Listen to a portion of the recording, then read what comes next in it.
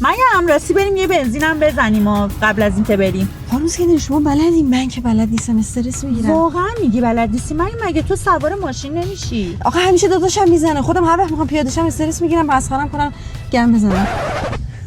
بیا بریم بهت با اعتماد به نفس کامل یاد بدم چجوری بنزین بزنی. اولین کاری که میکنی مریم جان، داخل صفحه کیلومتر شماره تو نگاه میکنی. نگاه کن جهت بالای پمپ بنزین سمت راسته، به جهته که باک ماشینت اون سمته. الان مال تو سمت راسته یعنی باکت سمت راسته.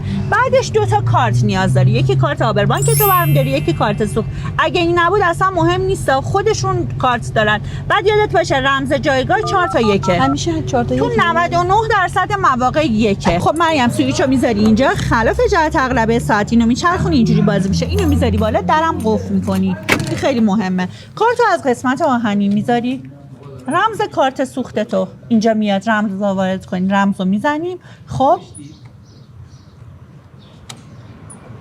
منتظر میمونی، بهت میگه لطفاً سوختگیری کنید یا نازل رو بردارید.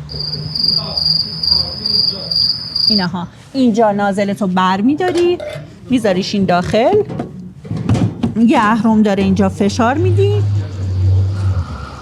به همین سادگی لیتر و قیمت هم این بالا میاد برات. خب من بنزینمون لیتر مورد نظرمون رو زدیم، اینو قطع میکنیم میذاری اینجا. حتما که گذاشتی اینجا اینو اینجوری میذاری، دکمه خروج رو میزنی و کارتت رو برمیداری. قیمت و لیتر هم که این بالا کاملا مشخصه. بنزین آزاد لیتری 3 تومنه، بنزینی که خودت داری لیتری 1500 تومنه. اینو از اینجا برمیداری میذاری داخل، اینم اینجوری میکنی. حتما اینو بعد انجام بدی. این قفلش رو میشینی ادامه رانندگی به همین سادگی با اعتماد به نفس کامل. دیگه نبینم نگی بگی بنزین بلد نیستم بزنم و برو بشین.